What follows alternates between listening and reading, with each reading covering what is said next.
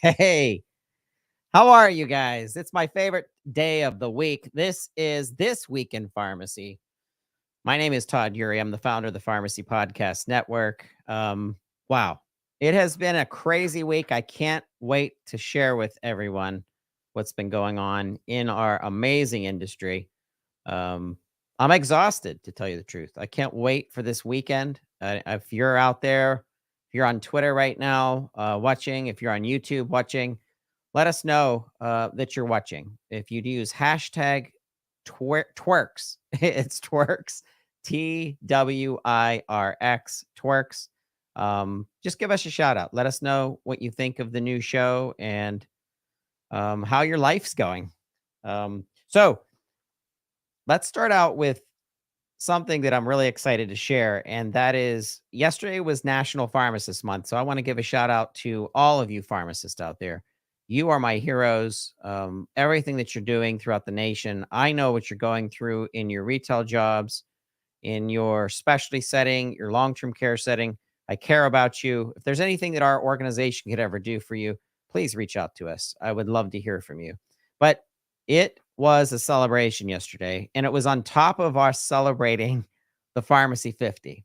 And the Pharmacy 50 is an award that we launched in 2021. It featured the top 50 most influential pharmacists in our nation based on your votes, based on the votes that came from the peers, the industry professionals that are out there, other pharmacists that are out there. And I just want to give a shout out to the voters, to the people that were voted in. Mary Douglas, Dr. Douglas Smith, Alyssa Vereen, Dr. Vereen, Dr. Brian Leonard, Tara Schneider, Dr. Schneider, Dr. Cecilia Byers with Sure Scripts, Dr. Shada Coldry, Anthony Antonio Chacha. Antonio is not a pharmacist. This is pharmacy professionals. So Antonio is, if you don't know him, you have to look him up. He is the leading lobbyist for us, in my opinion. For when I say us, I mean the pharmacy profession to right the ship of the world of PBMs and PBM reform. And you do not want to get on his bad side. He will data analytic you out of your money to make sure that you aren't robbing taxpayers blind. Dr. Saley, I'll tell you what, she's a brand new pharmacy podcast member and host with Resi 360, and she's going to jump into the world um, of of building your career as a resident and the world that you go through that. And what do you know? Dr. Bledtanoe returned to the top 10 because of her building and working with Pizza's Not Working. So if you don't know what Pizza's Not Working is, please go to Google right now, put in hashtag pizza is not working, an advocacy for pharmacists in the workplace to assure that there's balance between how many technicians and how many pharmacists are in your retail community pharmacy. It's trying to get these national chains to start paying attention to the needs of our pharmacists and our technicians and the workload that they have to go through, just like any physician, any nurse with lunch breaks, you and me when we work and what we do every day. I also want to talk about how advocacy internal to the pharmacy industry is so important. And if you haven't read up on the Pharmacy 50, you have to go to our website, go to our news section, and it will go through all of the influencers, all 50 of them, amazing people that we're going to have each of these guests at some point become involved in our programming, whether it's an interview, whether we meet you up at a conference, which reminds me, there are conferences that the Pharmacy Podcast Network will be attending, and we'd like to meet up with you there. I don't know how many conferences you go to. If you don't go to conferences, try to get to at least one in 2022. It's a really good way to not only build your understanding of what's happening in the pharmacy industry, But some of these conferences are absolutely phenomenal. I am honored to be a speaker at the Healthcare Information and Technology Marketing Conference, and it's known as HITMIC. It's going to be in Vegas. I'm going to be speaking on podcasting. What do you know? Why would they pick me for that? Who knows? So I'm going to be talking about building an effective podcast, especially when we're talking about professionals. I mean, if you're launching a podcast and you're talking about duck hunting, I would hope that you were a duck hunter. I would hope you would know something about that. But when you're dealing with professionals, I think there's another level of building podcasts, especially making it a secondary source of information that you can then have a primary source of information referenced, and out of respect for those business professionals. And so I have opinions, and I'm going to share those opinions at the HITMC. So look that up, HITMC event in Vegas. That's in February 1st.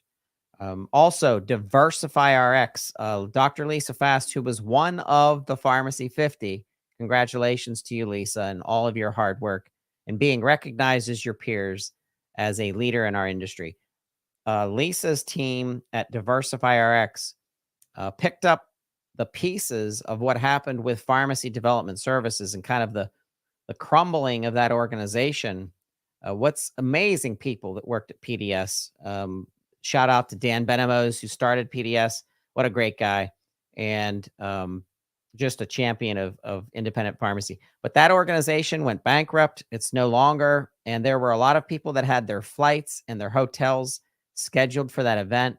So kudos to Lisa and Diversify RX for picking up that opportunity to have a conference at the last minute, to be able to organize all of that and have a conference for our community pharmacy owners to build your business. And if you want to know how to build your business, the best thing to do is to be surrounded by other successful community pharmacists. It's funny, that old adage that whoever you surround yourself, the top 5 people that you surround yourself on a daily basis, on a weekly basis, professionally, personally, there's something to that, that you will either be risen in your profession or your job, or even your spiritual life, your marriage, your relationships, or you'll sink depending on who those people are. So think about that. Think about the people that you surround yourself with if you're in community pharmacy. And if you want to surround yourself with some amazing people, there's several of them that are on the Pharmacy 50. Go to the Diversify RX conference, which is on February 15th through the 18th. And if you look up Diversify RX event Orlando on Google, you'll definitely find it. I'll be headed to the American Pharmacists Association's annual event. It'll be the second time that we are media partner and press coverage for that event. So proud to be aligned with the APHA. And a shout out to Teresa Toll, one of our Pharmacy 50, 50 most influential professionals and influencers in the pharmacy market. So that's March 24th, 25th, 26th, and that will be in Phoenix, Arizona. So I can't wait.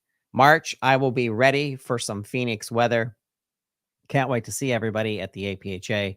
Be on the lookout for Pharmacy Podcast. We will have a booth there, and if you want to participate in the program, please come see me. If you want to prearrange it, do it, and we will be looking for some subject matter expertise and some sponsors for that event. So give a shout out to us. Reach out to Pharmacy Podcast Network. And are you in specialty pharmacy? Hey, listen, specialty pharmacists, consultant pharmacists, and community pharmacies that want to get more into specialty. If you want to go to a business event that will knock your socks off, is that an old adage? Knock your socks off? Probably is. I think I'm getting old. But if you want a spectacular event done, just one of the most amazing conferences I go to every year, it's the Assembia event. So Assembia 2023, the Specialty Pharmacy Summit in Las Vegas. I don't like Las Vegas. If they had it in Orlando or even Phoenix, not Chicago, I don't want to go to Chicago. I just don't like Las Vegas. I think it's just not my vibe. But it's an amazing conference. So I stay in the wind. I don't go outside. I just try to stay and meet people and eat good sushi and visit. And that's going to be May 1st through May 4th. Pharmacy Podcast Network will be there. We're excited to cover that event as press. And that is what's happening in this week in pharmacy when it comes to our announcements. And I am excited to get into the rest of the show today. And I want you involved, by the way. So first of all, I want to talk about some news that I found really interesting this week in pharmacy. And the first thing was there was a study that taps pharmacists as addiction treatment options during the opioid crisis. And listen, we're not out of the woods when it comes to the opioid crisis. You know that as community pharmacists, as pharmacists in hospital systems that are seeing people come into the emergency room that have been Narcan, and you have to get them to the next level treatment. What better healthcare provider to have involved in that treatment than a pharmacist? I don't even know why every single state in the United States doesn't have a pharmacist oversight of addiction recovery and how pharmacists could impact addiction recovery. And sometimes I think it's money driven. And this is just my opinion, where some of these centers are keeping patients on specific substances over and over again. They have counseling for these individuals, but they're not involving a pharmacist to really say, hey, is there another layer of treatment that we could take? You have to read this article. I'm going to put it in show notes when we broadcast out. It's at wbur.org. It's a news organization and coverage. It was written by Martha uh, Bebinger, and it was just released on the 11th of January. Study taps pharmacists as addiction treatment options during opioid crisis. If you're a community pharmacy owner, read this article because it could be a business opportunity for you to educate your community, anyone suffering with addiction, how they should be tapped into you, their community pharmacist, and guidance, especially with comorbid situations where patients are dealing with more than one disease state. Next thing I want to bring to your attention is a headline: Learn what's new in TRICARE pharmacy program at the January webinar by TRICARE Communications. I, for one, am curious about this because we know that TRICARE blasted the military community by shifting their pharmacy benefits from being able to use your community pharmacy that knows you or any pharmacy that knows you and starting to funnel them into one specific new pharmacy that kind of disrupts your care. Wasn't appreciated, didn't appreciate this at all. I think this is an absolute horrible move. But nonetheless, there's a webinar that says Learn What's New in TRICARE Pharmacy Program at the January webinar. Look that up. Go to TRICARE Pharmacy Program, January webinar. Just Google that. It'll come right up. This is their website that they're launching this. Obviously, this is a PR move on their part. Once again, bad move from the beginning, removing your community pharmacist from so many military members and their family members who trust their community pharmacist that knows them, knows what they're going through. I think it was, like I said, they pretend that it's saving money, but people in the business know that it absolutely is not about that. It's really about control and funneling people to a specific pharmacy. I'm going to be opinionated on This Week in Pharmacy, so I'm not pulling punches. I call it out. And once again, don't appreciate what they did in changing things up. But I want to let you know that there is a webinar out there. So if you've lost patience with TRICARE's decisions, look this webinar up to really understand some of the background.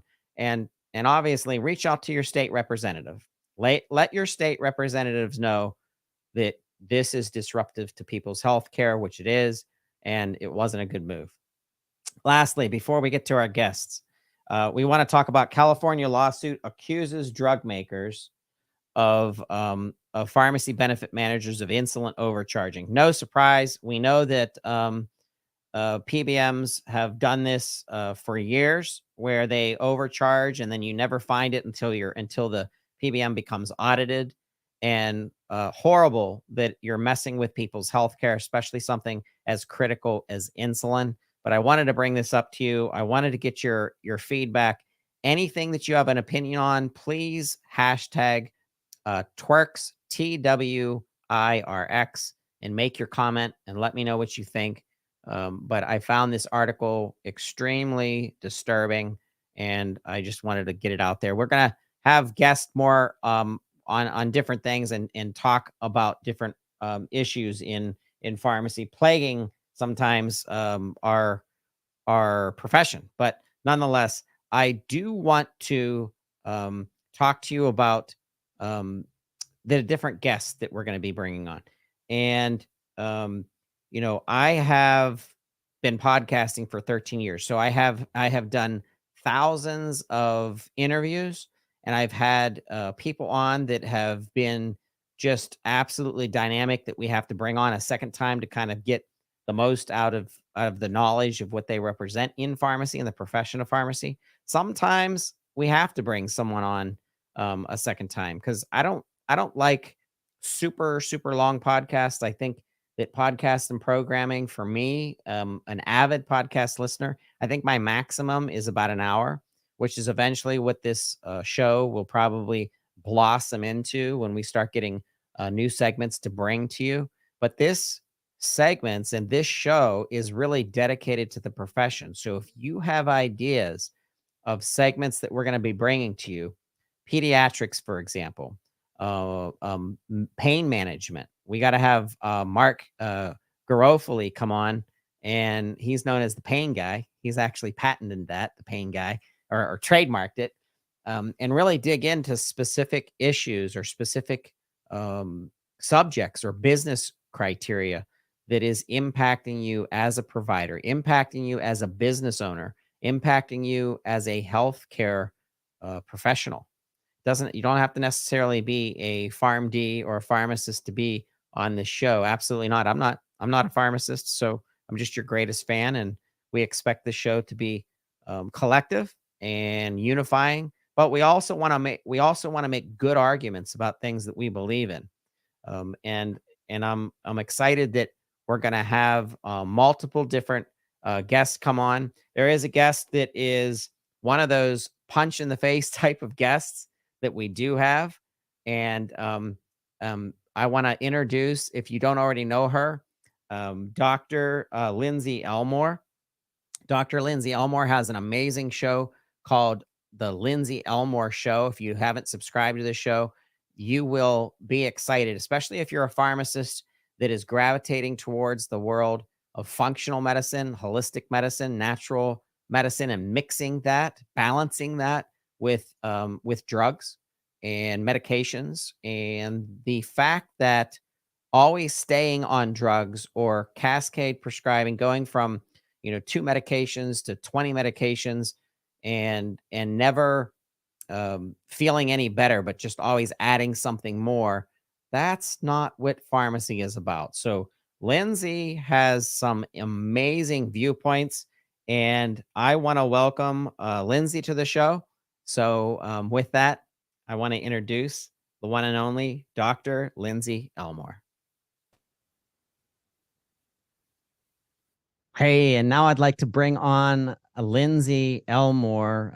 I want you to learn more about her. If you haven't heard of Lindsay, what a powerhouse! Someone who has invested in themselves as a provider. And getting to know Lindsay, she's been featured on Elite Daily, Reader's Digest, Yahoo News.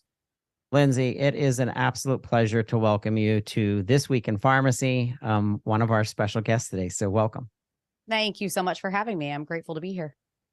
So it's yesterday was National Pharmacist Day. So happy National Pharmacist Day to you. Thank you. And you blow my mind because you have been at this entrepreneurial track for more than 6 years. And you stepped away from the traditional role of pharmacist more than 10 years ago. And your natural wellness, your functional medicine belief mixed in with pharmacological understanding, it's creating this next generation pharmacist. But you've been doing it for quite some time. And now the public is finally realizing that functional medicine is real and that they can rely on a pharmacist to really map out their personal healthcare goal. And before I get into that, I want the listeners to understand a little bit more about Dr. Lindsay Elmore. Would you share your story with our pharmacy podcast listeners?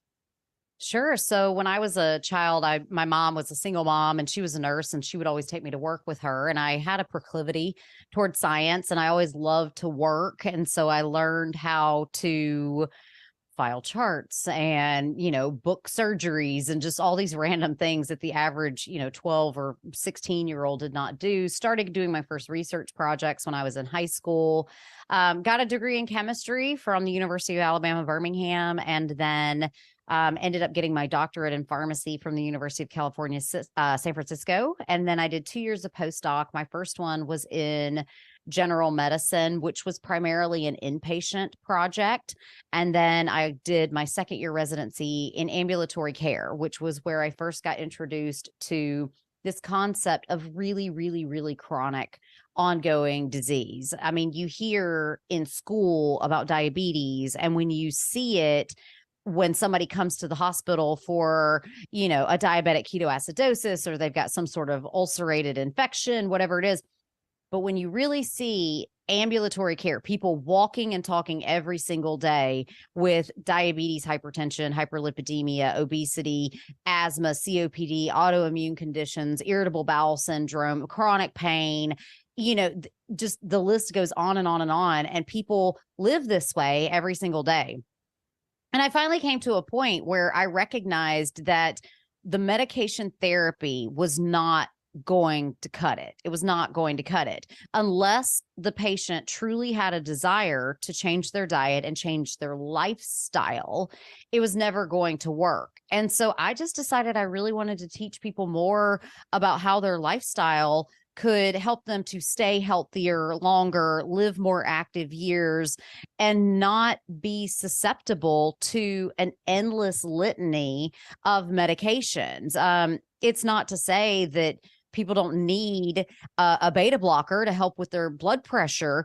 But what I'm advocating for is that we can choose to live a life that doesn't require 10, 12 medications. You can minimize your risk factors and really only take what is truly necessary. I heard you say something on a previous program where it's this practice of adding another medication to take the place of a reaction of another medication. And now you're taking the third and the fourth and the fifth and the sixth to counteract the other medication. And it's refreshing to hear you say, let's slow down and let's see what's happening in your life, what you're eating, what your diet is, what your sleep schedule is, to see if that adjustment can take away the polypharmacy, roller coaster that so many of our 330 million Americans are, experiencing, based on this machine that I feel like pharmacists in some ways have been held hostage by the machines of what is the pharmaceutical manufacturers. And I feel like there's a balance between the drugs and medications that are being developed, that are in clinical trials right now, in the world of what's called functional medicine. But to me, it's just called medicine. It's called the correct way to live in healthcare, and looking to your physician and your pharmacist and your nurse practitioners and your nutritionists to put you on the right path, to keep you healthy and to sustain and to live longer and to thrive. Well, I will say for me, I personally have never felt held hostage by the pharmaceutical industry and like the traditional models of dispensing, because I think that pharmacists are the most highly trained healthcare professional in what is called medication de-escalation. We can de-escalate medication therapies more quickly and effectively than anybody else. I see people.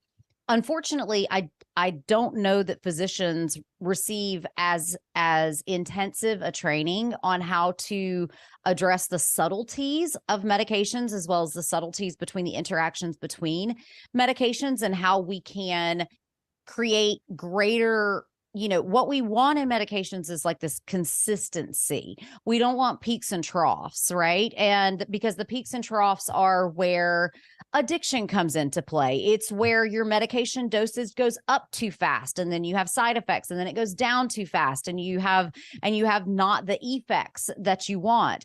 And so if we can really study the interplay between all of these medications, we can get something that is very well balanced. And once we're balanced, then we can start working on really the underlying factors. And so I think as pharmacists, we're very good at getting rid of medications and making medications have greater stability so that they don't have as many, there really aren't side effects of medications. There's just effects, and some of them you like and they're the ones you're after, and some of them you don't like and are the ones that then you've got diarrhea now, so now you've got an anti-diarrheal med, or maybe you've got a headache now as a side effect of a medication. Maybe you've got dehydration. There's all kinds of adverse things that we don't like, but really they're just all effects. And it simply goes back to the fact that the body is not meant to be manipulated in the way that most medications manipulate the body. The way that medications work is that they go into the body, they search out one cellular receptor, and they either turn on or turn off that receptor, or they're like playing both sides of the fence, and there's something called a partial agonist where they kind of turn it on, but they kind of don't, right? And so the problem with targeting just one receptor is that there are unintended consequences in all of the other metabolic processes that are governed by whatever receptor you've just thrown off. Two great examples of this, the first of which is Vioxx. Vioxx was at the time when Merck was sued for mismarketing Vioxx as safer than it was. We knew that we had a medication that specifically hit the COX-1 receptor. The problem is when you block COX-1, you have all of these effects that happen where now COX-1 is also responsible for helping to not make your blood sticky. Well, if all your platelets are sticking together, all of a sudden we have all these cardiovascular effects, which we did not intend, because we're shifting, I've said that incorrectly. We're specifically blocking COX-2, which leads to this overabundance of COX-1, and now everything is so sticky. Another great example of this is statin medications.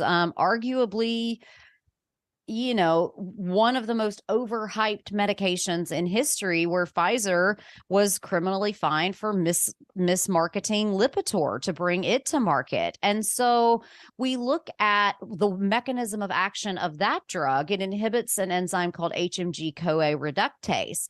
The problem is HMG-CoA reductase is also responsible for the generation of CoQ10, which is one of the most powerful antioxidants in our entire body. The problem with that is a lack of CoQ10 means that your mitochondria don't function, and it leads to muscle cramps and weakness in your muscles. And so by inhibiting HMG-CoA reductase, sure, we've blocked the rate limiting step of the production of cholesterol, but we've also blocked the production of CoQ10, which is absolutely one of the biggest vacuum cleaners for free radicals in our body, and it sucks up all of our waste materials. And then Vioxx 2, selective COX-2 inhibitor, we push towards COX-1, we make all of our platelets sticky, and now we have cardiovascular problems associated with Vioxx. Yeah, when I'm listening to you, the very first thing I think of is the starting point of changing of the status quo. And I don't know if it starts in pharmacy school, because these young future pharmacists who are inundated with so much stress in the next 4, 6, and 8 years, if you're going into a residency, to absorb all of this information, is it at that point that they are introduced to the balance between over medication and following the cascade prescribing issues that the physicians sometimes don't know based on the number of physicians that maybe a senior person has or a person has, that they've accessed. And the next thing you know, that's how you get on your 8 and 12 medications. Where do we start educating the next gen pharmacists? I mean, programs like this for sure, but in their succession of education, do we introduce the world of I don't know what we're calling it, functional medicine, homeopathic, whatever it is, in combination with all of the pharmacological information that they've learned over the years? Where do we start, Lindsay, to kind of change the game? Well, to quote my friend and colleague, Dr. John Abramson, who he's a Harvard MD who wrote a book called Sickening, and it's all about how big pharma broke the American medical system and how we put it back together. The step one does not begin in pharmacy school. The step one is we have to have a functional democracy that is not influenced by gigantic big pharma. And we cannot allow ourselves to continue to believe that Stanley Flexner back in 1920 or whatever, when he wrote the Flexner Report about what modernized medical education was forever changed by this Flexner Report, where it used to be that you could kind of choose a medical school based on what kind of curriculum that you wanted to learn. Did you want to learn more naturopathy? Did you want to learn more homeopathy? Did you want to learn more chiropractor? Did you want to learn more traditional Western medicine? Did you want to learn surgery or childbirth?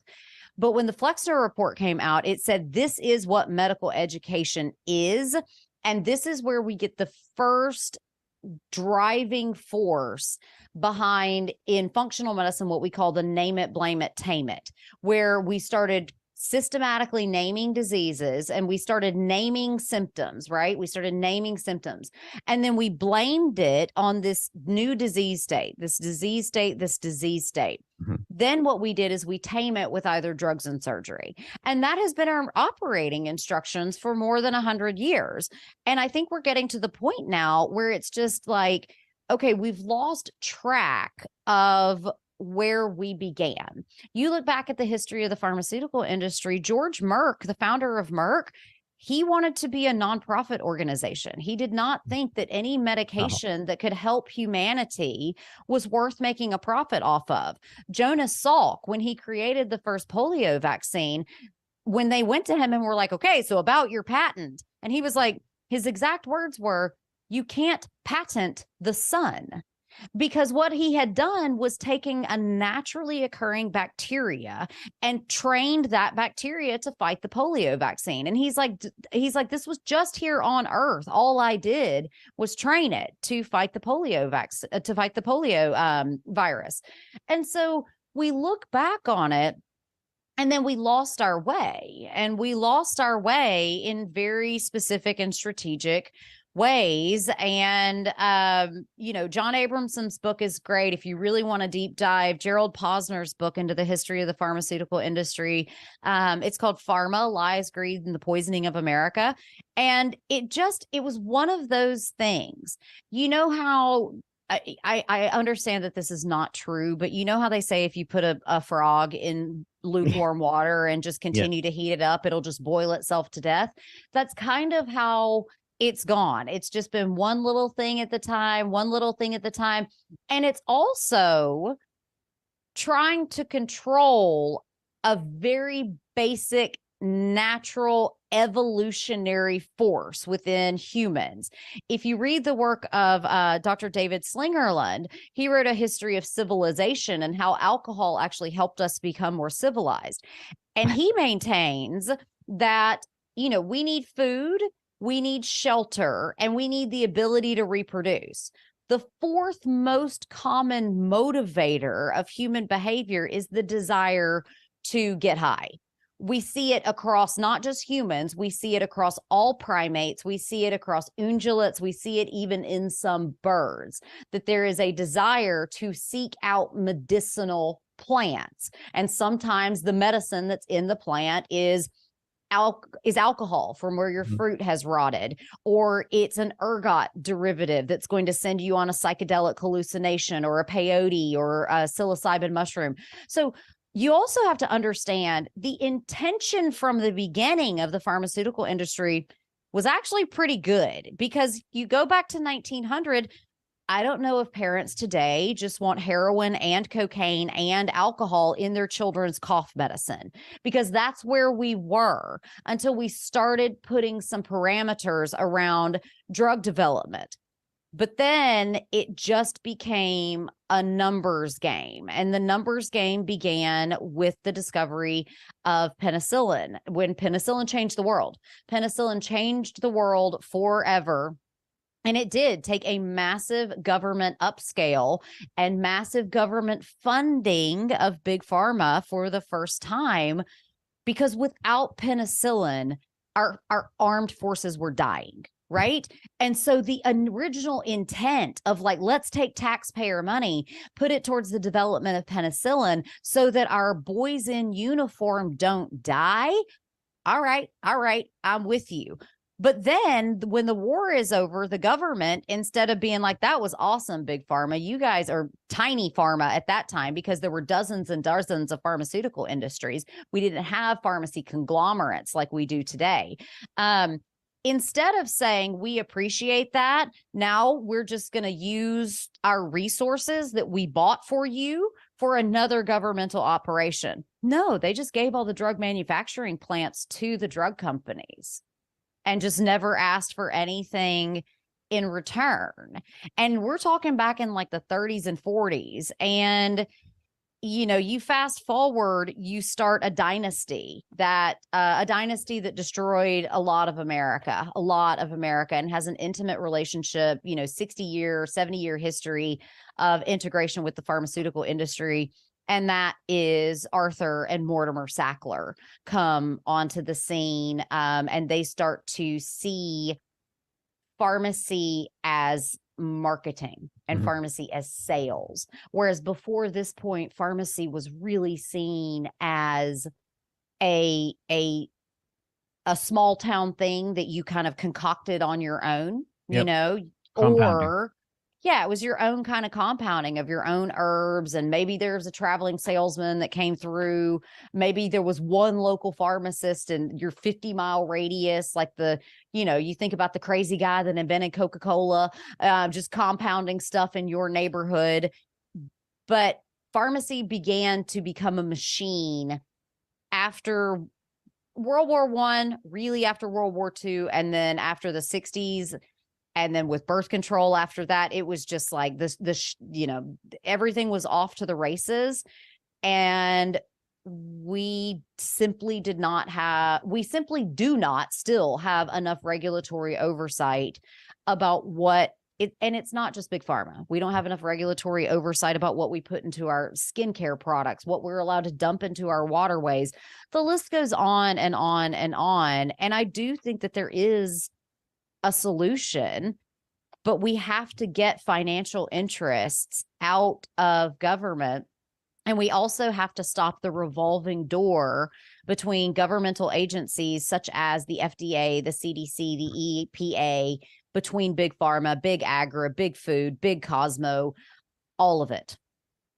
Yeah. And now we know from the Sackler story that organizations and entertainment, education, or edutainment shows are public, like through Netflix, with the craziness of the opioid epidemic and how it was lit on fire by the Sackler family, and how they took their political control of divisions and people within the FDA in order to help them keep going with something that was more about marketing and business development and sales than it was about helping people control their pain. And of course, now here we are today with a lot of red flags, and the pendulum swings, and it hurts people regardless of how crazy it swings one side to the other, because now it's like, let's lock down the decisions of the physician and the pharmacist for the individual, in controlling pain with opioids versus, hey, let's just shut it down completely. You have a 7-day supply. It doesn't matter that you just had back surgery. You're going to have to deal with it. And, people are suffering on that side. And it's like, where is that balance? And to me, based on all the data analytics that I've soaked in for 22 years in pharmacy, I see it's the pharmacist. It's the pharmacist being able to make determinations and feed that information back to our physician and saying, hey, this is what's happening with this individual patient. They're allergic. I ran a PGX test. They're not even metabolizing correctly. So let's make some changes. Let's get this person their ship righted and let a pharmacist do what they were intended to do, including, I love the mention, I just mentioned compounding. Like the art of compounding is becoming less and less and less because pharma wants to just create a one pill for all instead of saying to the druggist slash chemist slash pharmacist, hey, take some ginger root and some mint and some aspirin and I'm making up something that doesn't even make sense because I'm not a pharmacist. And let's mix up a concoction for your child that has this XYZ, issue so that we can get it under control. And I'm like, wow, like a pharmacist that's listening right now should in one way be angered and in another way be motivated to stand up and let your voice be heard, like you've created the Lindsay Elmore show, which is absolutely incredible, to do more, to tell the public what is capable within the relationship between your pharmacist and your physician. Yeah, absolutely. And I think that pharmacists can create new roles. I think we are seeing a lot of emerging evidence about the addictive nature of things like antidepressants and things like sleep aids and things like, things that we used to not think were addictive. We now hear a lot of people saying, I just can't get off it. I've been on this antidepressant for X number of years and I just cannot get off it. And it's like, friends, let's call a spade here. We typically think of addiction as like the opioid crisis, which, you said that the Sackler family and Purdue Pharma, kind of pushed it along. Yep. They engineered it. They engineered it. They engineered the narrative. And they've been doing it for 50, 60 years at this point. You're talking second and third generation people within this family that have major ties to big pharma. But pharmacists still, we need to be advocating for compounding rights of pharmacists because as we have seen, the peeling back of rights on compounding bioidentical hormones is something that's coming to the forefront. And if we don't watch it, we're going to have even more people on these doses of things like antidepressants that maybe there are patients out there that you can't go from 10 milligrams to nothing. They may need a pharmacist to go from 10 to 5 to 2.5 to 1.25 to 0.625, and on and on and on. Like we may need those kinds of people to help people get off of these medicines that aren't showing the classic signs of, giving up everything at all cost in drug seeking behavior. But we see this chemical dependence. Where you take the drug away and the anhedonia or the lack of motivation or the just ennui with life comes back. And the bigger problem is nobody's taking a step and just saying, why are you depressed in the first place?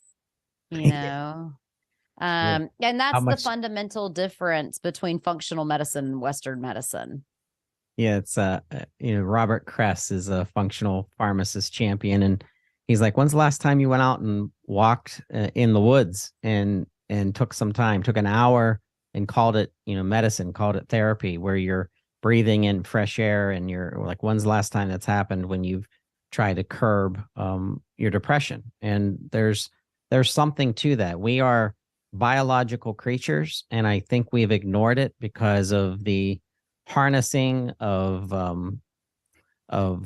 run amok capitalism in the world of the pharmaceutical industry. But I wish we had more time with you. I'm excited that we connected on Instagram. For those listening, please look in our show notes. It's Lindsay Moore, lindsayelmore.com. That's Lindsay, ELMORE.com. Your podcast is called The Lindsay Elmore Show. As a fellow podcaster, I commend not only the quality of your podcast, but the consistency and the really the brilliance of the guests that you've brought on. It's just been 208 episode 208 mastering menopause. I've shared this specific episode with several of my loved ones and my mother. It's just it's refreshing to hear you as a pharmacist, as a doctor, to step up and say, hey, the status quo doesn't, you don't have to be just in today's realm and what you see on your TV commercials.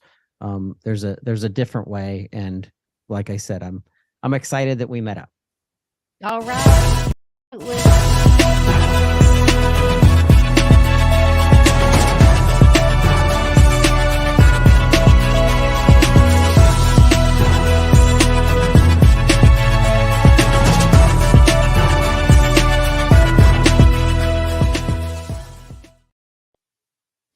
Hey, Lindsay Elmore, it's just that's when I think of the way that she thinks of the pharmacist, medication management, healthcare in general. We need more of that. We need more Dr. Elmore's. So if you don't know her, if you don't follow her, please do so. I have another special guest today that I'm excited. We've talked before. We've understood that there's a need to bring on more subject matter experts around curbing ethics in our profession, curbing the development of medications through guidance and ethics and policy.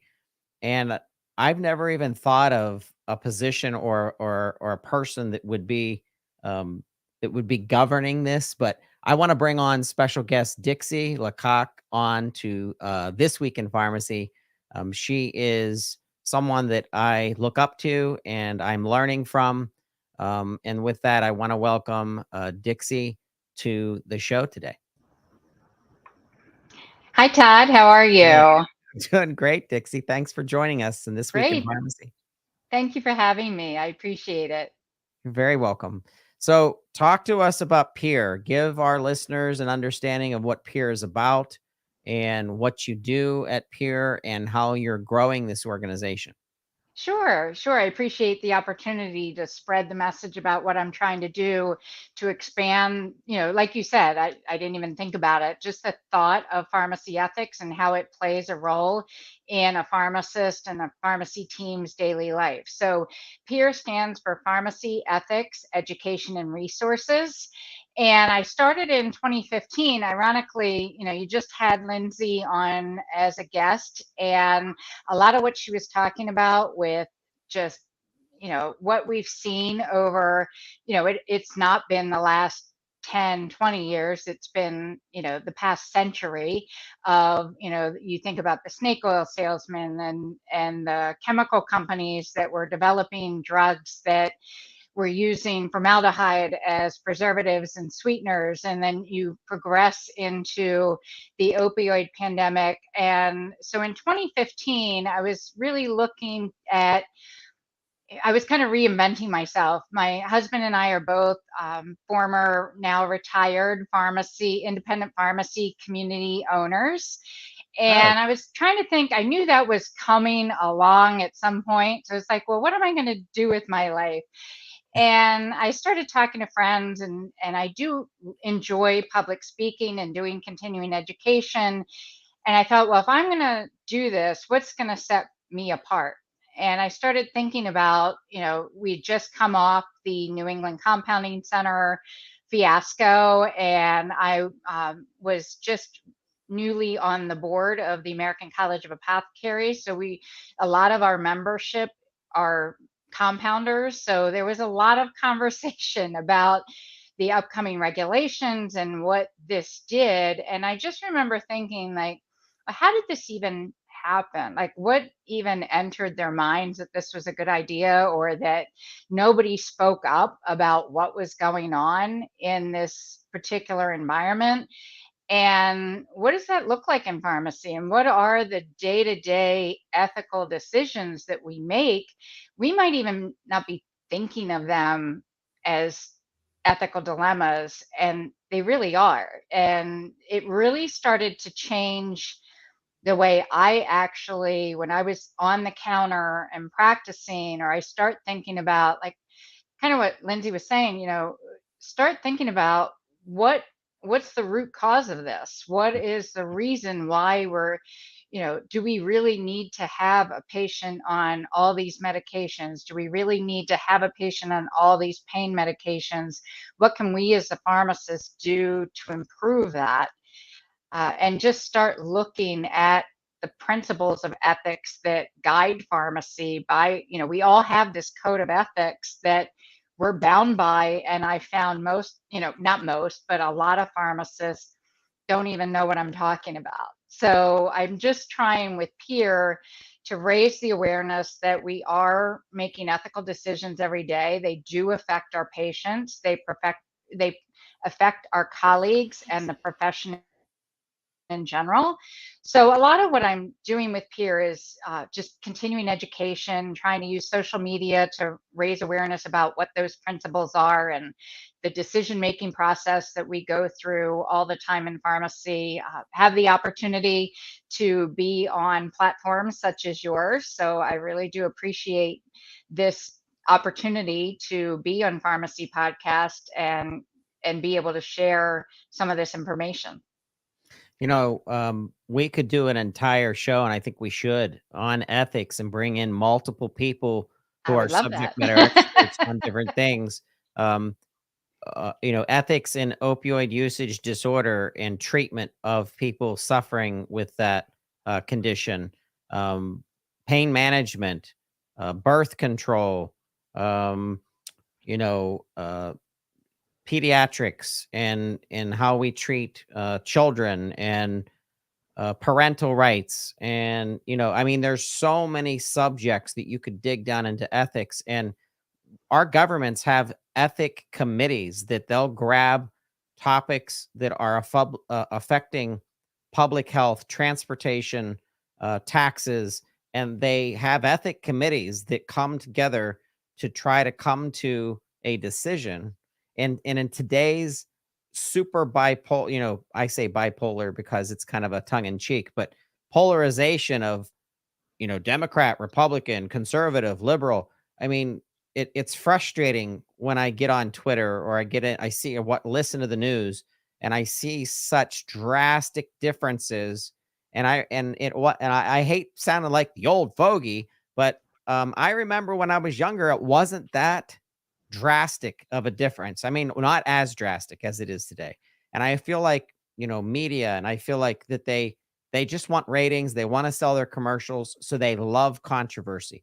So they try to rile up the Right. liberals against the conservatives, or they try to rile up, one party against another party. And it's very frustrating to be in healthcare and see that our patients are suffering for many sides of those decisions of what is the baseline. And that's where I think ethics comes in, because if we could have philosophers come to the table, if we could have subject matter experts come to the table and come to a conclusion to baseline something to give us a common denominator. But what's next for Peer? Where can you go to get the groundswell so that you can make this part of everyday living for healthcare professionals and Well, our I think, pharmacists? I mean, quite honestly, to exactly, you'd like to think healthcare isn't politicized, but I think, as you said, everything's becoming political these days. But when you think about the recent Supreme Court rulings and how that's affecting pharmacy, because now pharmacies will be able to dispense abortificate, anyway, medications that can prompt an abortion. This is going to be the huge topic over the next year or so, at least, because this is an area where we really, as a community pharmacist, we didn't have the ability, it wasn't even on our radar, because we weren't supposed to be dispensing these medications for that purpose. We had them for other reasons, but not specifically for that purpose. And we, I remember 20 years ago, we were doing it and there wasn't a problem. And then it became regulated and we weren't able to dispense them anymore.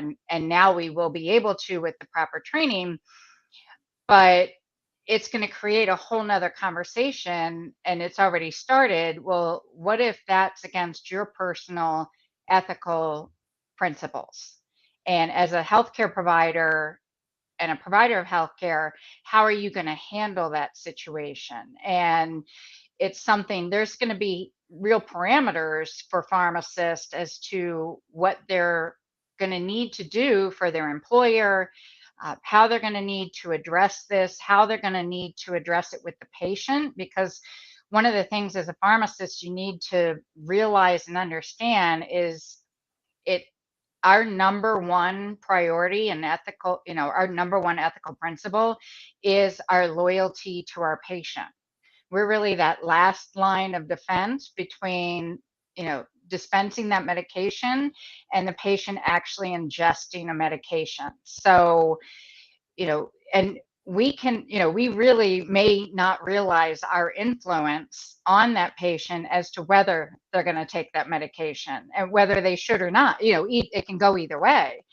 And we need to put our personal feelings aside when counseling patients, giving them truthful information, giving them unbiased information, making sure they're getting all of the correct information so that they can exercise their autonomy, their ability to make that decision for themselves. And it doesn't just need, it's not just a reproductive issue, it's an issue about, all medications. We were talking about statins before and how they do I was actually talking about statins on a call this morning and how, their patients, well, I don't want to take that, it's poison. But for a diabetic patient, patient with diabetes, it can be life-saving. So how do you balance that? And as the pharmacist, what's the message we need to give those patients? Even if we agree with them, we still need to give them the science and the background and the full information, and then give them solutions as to how to address side effects or adverse effects, or when to call for additional professional healthcare help or resources, or when to call back and say something doesn't seem right. We need to create that rapport. And if patients know when you're lying to them, or when you're not quite giving them all the information, people pick up on that. And I think we forget that sometimes. We think we're getting away with something, but we're really not. People can sense when you're not quite giving them the whole story. And we need to be cognizant of that and realize that it really is up to our patients to make decisions about their health care. Dixie, I appreciate you being here. We're going to have you back and really open up this discussion, because I think there's so much more we can talk about. Before we wrap up today, and Lindsay, I wanted to let Lindsay know. I don't know if she's watching now, but definitely you, Dixie. This book is amazing. This is Permission to Care, written by the one and only Dr. Corey Jenks. He was just one of our guests on our podcast. He's a comedian. He's a pharmacist. He's amazing. But if you don't have this book, Permission to Care, which kind of plays into ethics too, is an amazing book. I recommend this book. Pick it up. It's on, I think, Amazon or some other place. But I will look for it. I already downloaded the other book that was mentioned. So I think that's one of the things, we talk about in peer is that as pharmacists, we need to continually be educating ourselves. And what we were taught, maybe 30 years ago, 40 years ago, 10 years ago, may not be the right information now. We're constantly learning and science is constantly changing. And just because it was the protocol when we were taught, doesn't necessarily mean that's the protocol now. And we need to continue looking at different points of view and making our decisions as to what is the right decision and how we should really be advocating for our patients. So I look forward to continuing to talking with you. I encourage anybody who's interested in learning more about ethics in pharmacy to go to PEERRX, that's 2 R's, PEERRX.org. I do have continuing education there that especially, if you're looking specifically for business and ethics or how to make a good decision, we've got some resources there. Thank you very much. Thank you so much, Dixie. Thank you, Todd. Have a great Thank day. you so much for watching This Week in Pharmacy, and we will see you next week, next Friday. Pharmacy Friday.